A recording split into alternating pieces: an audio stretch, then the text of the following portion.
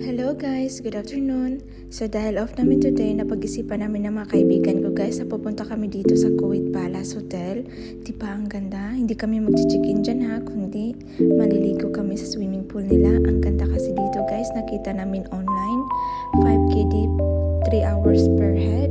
So nag-book na kami dito. Tapos ang mura pa.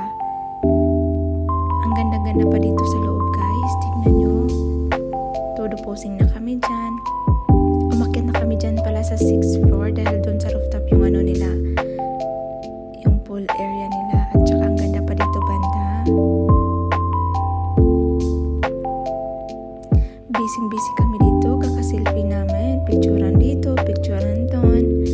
Tapos ako dito banda guys, nagpe-prepare na pala ako dito para magsuot ako ng swimwear ko para maligo na rin. Kasi gusto ko nang lumangoy talaga sa sobrang init dito.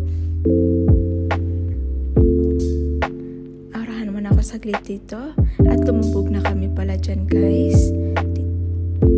Picturean dito, picturean doon. Saka naliligo na kami dyan. Kumakain. Bali guys, nag-order pala kami ng food dyan kasi walang restaurant dito sa loob ng hotel. So nag-order lang kami through online, nagpapadeliver kami.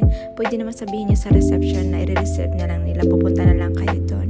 Bababa kayo para kayo na magre-receive ng food nyo.